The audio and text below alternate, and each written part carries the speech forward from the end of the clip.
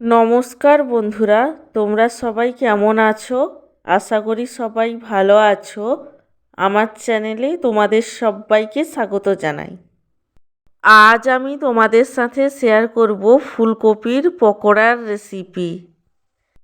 তোমরা অনেকেই হয়তো ফুলকপির পকোড়া বানাতে জানো, কিন্তু যারা রান্নাতে একেবারেই নতুন তাদের জন্য এই রেসিপিটি শেয়ার করছি। ফুলকপির পকোড়া বানানোর জন্য প্রথমেই ফুলকপির টুকরোগুলোকে নুন এবং হলুদ গুঁড়ো দিয়ে ভাপিয়ে নেব। ফুলকপির টুকরোগুলোকে ভাপিয়ে নিয়ে তারপর সেগুলো দিয়ে পকোড়া বানালে পকোড়াগুলো খেতে ভালো লাগে।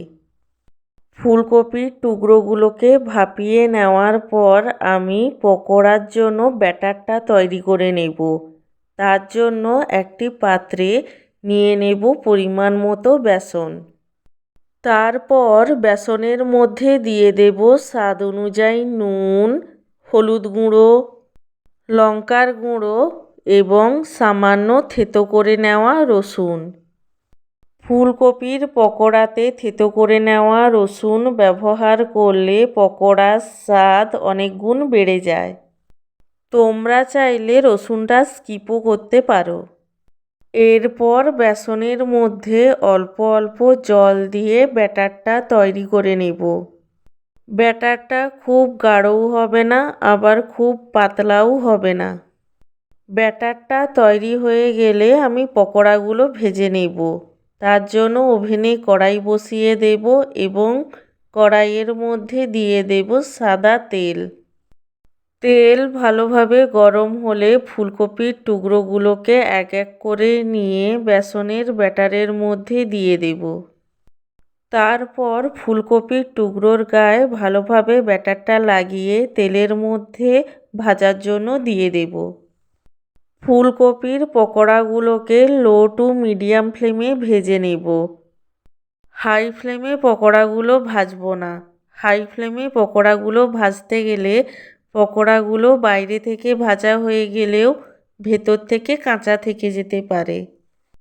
তেলের মধ্যে পকোড়াগুলো দেওয়ার পর পকোড়াগুলোকে লাল লাল করে ভেজে নেব।